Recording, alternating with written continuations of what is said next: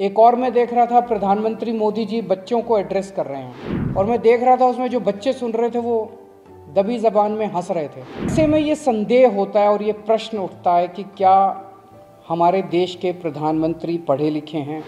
अगर पढ़े लिखे प्रधानमंत्री होते तो जीएसटी ठीक से देश के अंदर लागू होता। कोई भी व्यक्ति जाके प्रधानमंत्री जी को बेवकूफ बना सकता है अगर प्रधानमंत्री जी पढ़े लिखे नहीं होंगे। আমাদের প্রধানমন্ত্রী নরেন্দ্র মোদী নিজেই একাধিক সভায় বলেছেন তিনি প্রথাগত পড়াশুনো বিশেষ করেননি। জীবনের ৩৫-৪০টা বছর ভিক্ষে করে কাটিয়েছেন। এর মধ্যেই আবার চা বিক্রির ব্যাপারটাও আছে।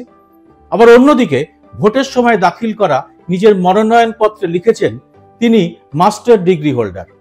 কোন বিষয়ের? এন্টায়ার পলিটিক্যাল সায়েন্সের। এই নামে যে কোনো সাবজেক্ট আছে তা আমরা এতদিন জানতামই না। এই এপিসোডের শুরুতে নরেন্দ্র মোদীকে নিয়ে এই যে কয়েক লাইন বললাম এর কারণ আছে। নরেন্দ্র মোদীর আগে ভারতের প্রধানমন্ত্রীর নাম ছিল মনমোহন সিং। তিনি গরিবের ঘর থেকে উঠে এসে শুধুমাত্র মেধার জোরে বিশ্বের নামকরা অর্থনীতিবিদ হয়েছিলেন। 1991 সালে তৎকালীন কংগ্রেস প্রধানমন্ত্রী নরসিম্হা রাওয়ের ডাকে সাড়া দিয়ে অর্থমন্ত্রকের দায়িত্ব নিয়েছিলেন মনমোহন সিং। এরপরে ভারতের অর্থনীতির দ্বিতীয় ইনিংসের দৌড় শুরু হয়। তার বাজেটকে ছন্দ মিলিয়ে মনমোহনী বাজেট বলা হতো বাংলা কাগজে, হিন্দিতেও তাই। কিন্তু ইকোনমিক্সকে ভুলেও মনমোহন সিং নিজে কিন্তু বলেননি এটা মোহনমিক্স। যা কাজ করার তিনি নিঃশব্দে করেছেন। ভারতের অর্থনীতির ইতিহাস তাকে সেই জন্যই মনে রেখেছে। তার মৃত্যুর পর দেখা গেছে কতটা জনপ্রিয় ছিলেন তিনি। কিন্তু ভিক্ষাবৃত্তি বা চা বিক্রি বা এন্টায়ার পলিটিক্যাল সায়েন্সের বিতর্কিত ডিগ্রি হাসিল করেও যে মোদিনোমিক্স লেখা যায় তা তো আমরা এখন চোখের সামনে দেখতে পাচ্ছি। বেশ দুঃসাহসের ব্যাপার কিন্তু। আর এই মোদিনোমিক্সের ধাক্কায় প্রজাতন্ত্র দিবসের আগের দিনেই ডলারের সাপেক্ষে টাকার দাম প্রায় 87 টাকায় পৌঁছে গেছে। মনমোহন সিং এর আমলে একসময় টাকার দাম পড়তে পড়তে প্রায় 70 ছুঁয়েছিল, কিন্তু 4 মাসের মধ্যেই তা আবার ফেরত যায় 60-এর নিচে। তখন গুজরাটের মুখ্যমন্ত্রী নরেন্দ্র মোদী কি বলেছিলেন তা এখন ভাইরাল। ऐसे नहीं होता मित्रों, मैं शासन में बैठा हूं, मुझे मालूम है इस प्रकार से रुपया इतनी तेजी से गिर नहीं सकता। अरे नेपाल का रुपया नहीं गिरता है, बांग्लादेश की करेंसी नहीं गिरती है, पाकिस्तान की करेंसी नहीं गिरती, श्रीलंका की करेंसी नहीं गिरती। क्या कारण है हिंदुस्तान का रुपया पतला होता जा रहा है? ये जवाब देना पड़ेगा आपको। देश आपसे जवाब मांग। কিন্তু টাকার দাম পড়লে আদতে দেশের অর্থনীতিতে কি উথাল পাথাল অবস্থা হয় তা সত্যি বলতে কি এতদিন বোঝাই যেত না। অর্থনীতির বাইরের জগতের মানুষরা এটা নিয়ে ততটা চিন্তিত ছিলেন না। কিন্তু এখন টাকার দাম পড়তে পড়তে যখন প্রায় 87-তে এসে দাঁড়িয়েছে তখন দেশের মানুষ ঠিক বুঝতে পারছেন না নিজেদের সংসার খরচে তাদের কোন দিক থেকে কিভাবে ধাক্কা আসতে চলেছে। এই ধাক্কায় সঞ্চয়ের টান পড়ছে, যে কোনো ধরনের বিনিয়োগে ঝুঁকি বাড়ছে, প্রাইভেট বা পাবলিক সব সেক্টরে কর্মসংস্থানের দফারফা হয়ে গেছে, বিদেশি বিনিয়োগ পালাচ্ছে। নরেন্দ্র মোদী তার সমস্ত রাজনৈতিক বুদ্ধি খাটিয়ে সবার আগে যে দুটো জিনিসের দফারফা করেছেন তার একটির নাম সাংবাদিকতা, আরেকটির নাম অর্থনীতি। কলমের শক্তি যে তলোয়ারের শক্তির থেকেও বেশি এটা বোঝার জন্য এন্টায়ার পলিটিক্যাল সায়েন্সের ডিগ্রি যথেষ্ট। তাই ভারতের মেইন স্ট্রিম মিডিয়া তথা মূল ধারার সাংবাদিকতা এখন চরিত্র বদলে গদি মিডিয়ায় রূপান্তরিত হয়েছে। আর অর্থনীতি তথা ইকোনমিক্সের অওয়া কখ না জানা একজন মানুষের নামের পাশেও অর্থনীতির বিশেষণ জুড়ে দেওয়াটা তাদেরই কীর্তি। গদি মিডিয়ায় বাজারে এনেছে মোদিনোমিক্সের কথা, আর অন্ধভক্তরাও এখন দিব্যি তাই বলেন। আর তার ফল কি হয়েছে এটা জানার জন্য আমাদের দেখতে হবে বিদেশের মিডিয়ার বিভিন্ন সমীক্ষা এবং প্রতিবেদন। এই সমীক্ষা বা প্রতিবেদন নিজেদের পক্ষে গেলে আমাদের মিডিয়া আর অন্ধভক্তরা ধেই ধেই করে নাচতে থাকেন, আর বিপক্ষে গেলে তো একেবারে বিদেশি চক্রান্ত বলে গালি দিতে থাকেন।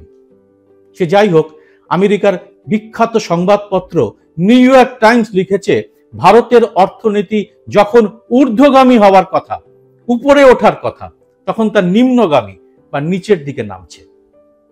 এমন কি সত্যি হওয়ার কথা ছিল? একজন প্রকৃত অর্থনীতিবিদের পরে দেশের শাসনভার যখন একজন মহামানবের হাতে পড়ে তখন ঠিক কি কি দুরবস্থা হয় তাই নিয়েই আজকের এই এপিসোড। যথারীতি তথ্য প্রমাণ হাজির করেই সমস্তটা বলবো। ভিডিওটি ভালো লাগলে এটি অবশ্যই লাইক ও শেয়ার করবেন। আপনার একটা ছোট্ট লাইক দেওয়ার ভিত্তিতেই কিন্তু ইউটিউব এটিকে আরো মানুষের কাছে পৌঁছে দেওয়ার সিদ্ধান্ত নেয়, তাই এটা খুব গুরুত্বপূর্ণ।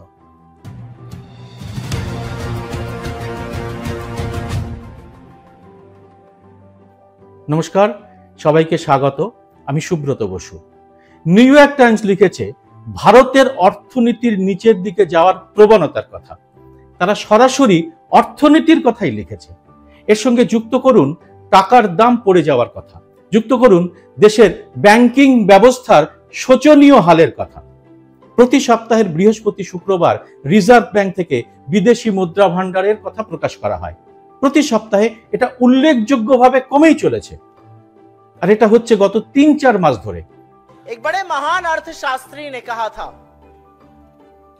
जैसे जैसे रुपया गिरता है वैसे वैसे प्रधानमंत्री की प्रतिष्ठा भी गिरती है।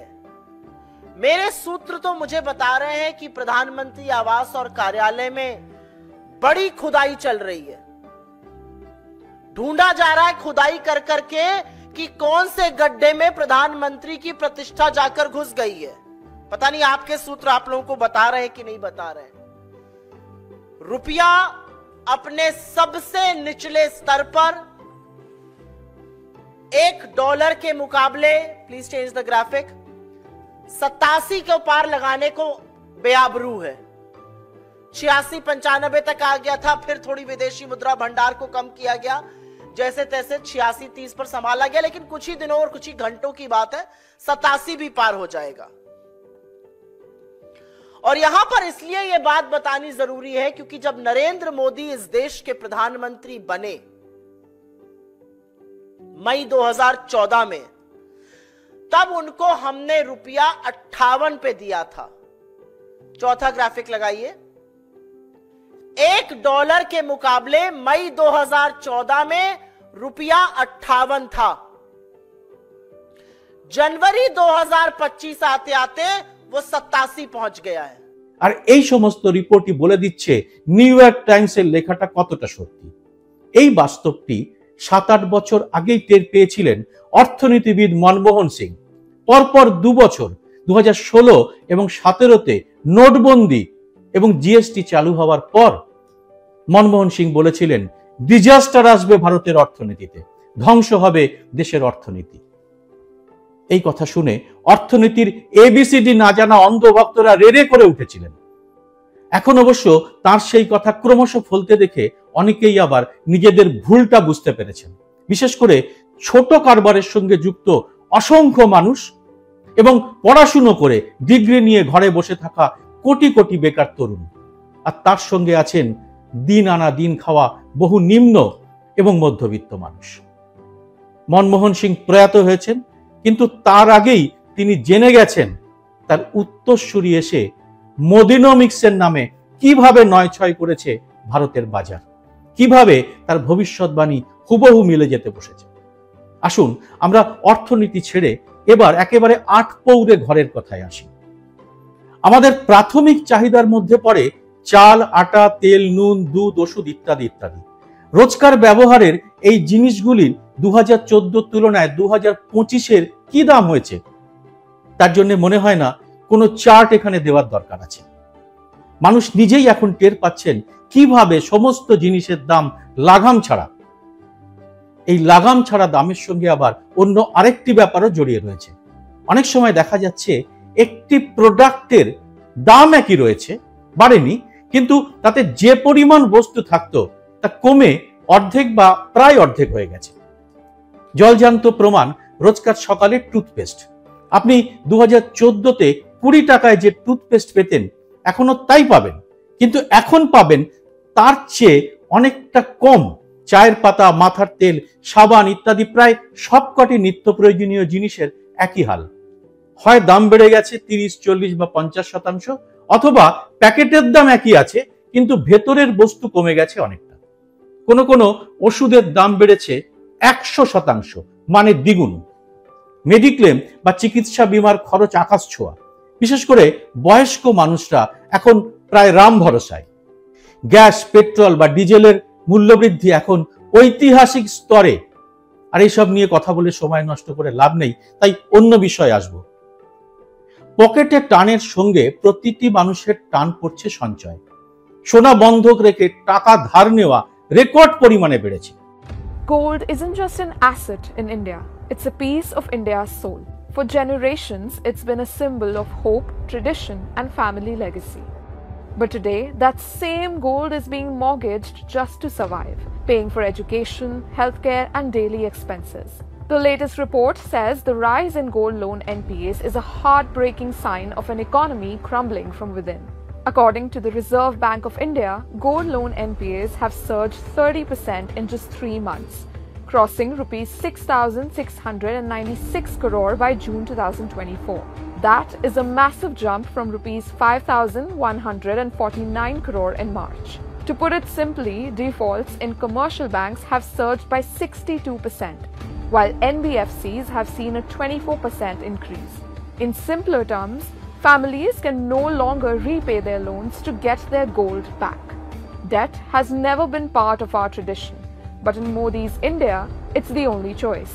While the Prime Minister shamelessly talked about snatching Mangal Sutras, it's his policies that are taking away livelihoods, homes, futures, and yes, even gold.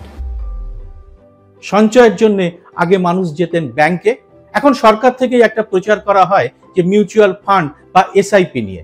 Sachin তেন্ডুলকরদের দিয়ে এই প্রচারের পিছনে কিন্তু অন্য উদ্দেশ্য রয়েছে। কিন্তু আসুন ব্যাংকের দুরবস্থাটা একটু বুঝে নিই। ব্যাংকের টাকা পয়সা লেনদেনের বিষয়টা হয়তো অনেকেই জানেন। সাধারণভাবে এখানে যত টাকা জমা থাকে তার 75% যায় বিভিন্ন সংস্থাকে ঋণ দিতে। আমরা এটিএম থেকে যে ব্যাংকে জমানো টাকা তুলি বা সরাসরি কাউন্টারে গিয়ে টাকা তুলে আনি, এটা কিন্তু ব্যাংকের মোট জমা রাশির 25% মাত্র। এইভাবেই ব্যাংক তাদের ব্যবসা চালায়। ব্যাংক তাদের জমার মোটামুটি 70 বা 75% ঋণ দিয়ে এসেছে এই মোদিনোমিক্সের আগের কাল পর্যন্ত। কিন্তু এই মোদিনোমিক্সের ধাক্কায় এখন ব্যাংকের এই ঋণের পরিমাণ বাড়তে বাড়তে 90%, এমনকি আরো 2-4% বেশিও হয়ে গেছে। অন্যদিকে লেনদেনের ডিজিটাল প্রথা এসে যাওয়ার ফলে মানুষের টাকা তোলার পরিমাণও বেড়েই চলেছে। আমরা সরাসরি এখন মোবাইলের মাধ্যমেই সব পেমেন্ট করে থাকি, তাই ব্যাংকের অনেক হিসেব আর আগের মতো সরল পথে চলছে না। এই নতুন তথ্য এখন অর্থনীতিবিদদের চিন্তার কারণ হয়ে দাঁড়িয়েছে। কেন? দর্শকদের মধ্যে যারা ব্যাংকের সঙ্গে যুক্ত তারা বিষয়টি ভালোই জানেন, অন্যদের জন্য জানাচ্ছি। আসলে ব্যাংকের এখন উভয় সংকট। একদিকে ঋণ দেওয়ার পরিমাণ বাড়তে বাড়তে 75 থেকে 80 থেকে 90% হয়ে যাচ্ছে। অন্যদিকে বড় বড় কর্পোরেট হাউসের সেই ঋণ শোধ না করার প্রবণতা বাড়ছে। মোদিনোমিক্সের কালে নতুন একটা নিয়ম এসছে, তাতে কোনো ব্যক্তি কোনো সংস্থার নামে যদি ঋণ নিয়ে তা শোধ না করেন, তাহলে ওই ব্যক্তিকে আর ডিফল্টার বা কালো তালিকাভুক্ত করা হবে না। ডিফল্টার হবে তার সংস্থা, অর্থাৎ ওই ব্যক্তি আবার একটা নতুন কোম্পানি খুলে আবার ঋণ নিতে পারেন ব্যাংকের কাছ থেকে। অনেক সময় দেখা যাচ্ছে আদানিরা এরকম দেউলিয়া সংস্থা কিনে নিচ্ছে ব্যাংকের সঙ্গে অল্প টাকায় সেটেলমেন্ট বা সমঝোতা করে। একটা উদাহরণ দিচ্ছি, পাশের স্ক্রিনে দেখুন ইকোনমিক টাইমসের একটি রিপোর্ট। এতে দেখা যাচ্ছে আদানিরা এমন 10টি সংস্থা কিনেছে যারা ব্যাংকের কাছ থেকে 62,000 কোটি টাকা ঋণ নিয়ে শোধ দেয়নি। আর এগুলো কেনার সময় ব্যাংকের সঙ্গে আদানির সমঝোতা হয়েছে মাত্র 16,000 কোটি টাকা দেওয়ার। আর এটাই মোদিনোমিক্স। ব্যাংক কর্মীরা এর প্রবল প্রতিবাদ করেছিলেন, কিন্তু আদানিদের পাওয়া বন্ধ করা যায়নি। এবার আসুন আর একটা অদ্ভুত তথ্যে। আমাদের দেশে কৃষির উপর জীবিকা অর্জন করেন 70% মানুষ। তাহলে তো এই সেক্টরে ব্যাংকের মোটামুটি 70% কাছাকাছি ঋণ দেওয়া উচিত। কিন্তু জানলে অবাক হবেন, ব্যাংক কৃষি খাতে ঋণ দেয় মাত্র 10%, অথচ এই ঋণের প্রায় পুরোটাই শোধ হয়ে যায়। ডিফল্টার খুবই কম হয়। কিন্তু এত কম ব্যাংক ঋণের কারণে দেশের কৃষিজীবীরা ব্যাংক থেকে ধার পান না। আর তাই তাদের ঋণ নিতে হয় মহাজন বা বেসরকারি নানা সংস্থার কাছ থেকে। অনেক সময় চড়া সুদের সেই টাকা শোধ করতে না পেরে নানা বেআইনি চাপে কৃষক নিজেকে শেষ করে ফেলেন। এমন ঘটনার ভুরি ভুরি উদাহরণ কিন্তু আমরা দেখেছি মহারাষ্ট্র, মধ্যপ্রদেশ, রাজস্থান, গুজরাটে। শাহরুখ খান তার জওয়ান সিনেমাটিতে এরকম ঘটনা তুলে ধরেছিলেন। ব্যাংক কিন্তু এদের বাঁচাতে এগিয়ে আসে না, কিন্তু কর্পোরেট জগতে লক্ষ লক্ষ কোটি টাকা ব্যাংক রাইট অফ করে দেয়। রাহুল গান্ধী বলেছেন কর্পোরেটদের মোট 16 লক্ষ কোটি টাকা ঋণ মাফ করে দেওয়া হয়েছে। মোদিনোমিক্সের কালে নতুন আইনের ধারায় ওই টাকা মাফ হয়ে যায়, কিন্তু প্রাকৃতিক বিপর্যয়ের সময়ও কৃষি ঋণ মাফ করা হয়নি। মানে বেশ বিচিত্র নিয়ম। মোদিনোমিক্সের এই কালেরই আবার একটি নাম হচ্ছে অমৃতকাল। সামনে যে বাজেট আসছে বা গত কয়েক বছর ধরে যে বাজেট আমরা দেখছি, সব বাজেটেই অমৃতকালের কথা বলা হয়। মানে 2014-তে মোদিনোমিক্সের আগে যে আচ্ছে দিনের কথা বলতেন নরেন্দ্র মোদী, সেই আচ্ছে দিনের স্বপ্ন কিন্তু এখনো ফিরি করে চলেছেন মোদী এবং তার অর্থমন্ত্রী। স্বপ্ন ফিরি করতে কোনো ক্লান্তি নেই, কারণ এতেই তাদের রাজনৈতিক স্বার্থ আছে, এভাবেই তাদের ভোট পেতে হবে।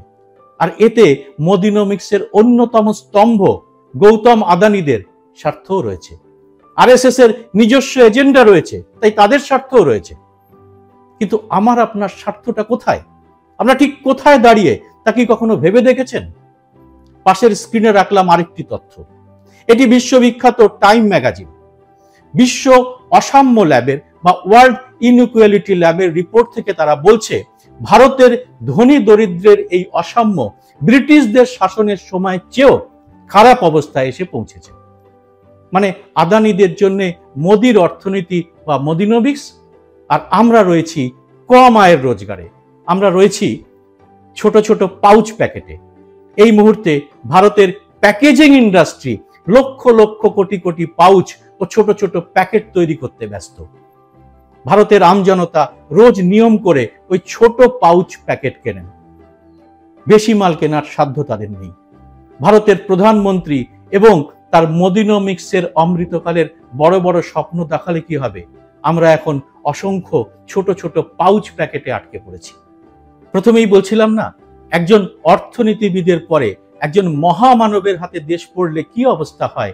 নিউ ইয়র্ক টাইমসের ওই রিপোর্টই যেমন তার প্রমাণ, আমাদের বড় প্যাকেট থেকে পাউচ প্যাকেটে রূপান্তরিত হওয়াটাও তার এক প্রমাণ।